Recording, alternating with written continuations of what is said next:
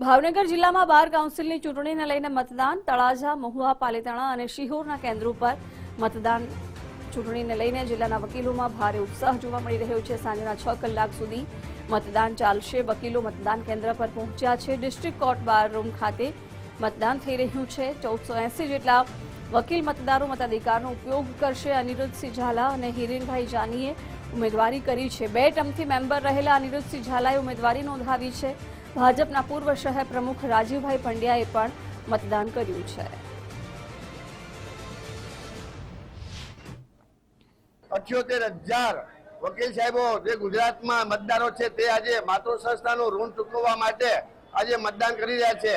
હું પણ અગાઉ 2 વખત ચૂંટણી લડી રહ્યો છું અને એમાં હું જંગી બહુમતીથી 2 વાર જીતો છું અને ચેરમેન તરીકે મેં સેવા પણ બજાવેલ છે અને આજે 3જી વખત ઉમેદવારી નોંધાવેલ છે। મારો ક્રમ નંબર 99 છે અને અમારે ભાવનગરમાંથી 2 ઉમેદવાર છે। બીજા અમારે હિરેનભાઈ જાની છે અને આજે ભાવનગરની અંદર તમામ વકીલો આજે કોર્ટ કાર્યવાહી બધી એક બાજુ મૂકી અને પોતાની માતૃસંસ્થા રૂચકવા માટે ખૂબ જ ઉત્સાહનો માહોલ જણાઈ રહ્યો છે। આજે અમે માતૃસંસ્થાને મતદાન બધા વકીલો કરશે અને સાથે અમે ભોજન લઈ અને આનંદ પ્રમોદ કરી અને અમારો તહેવાર જેવું અમે ઉજવીએ છીએ।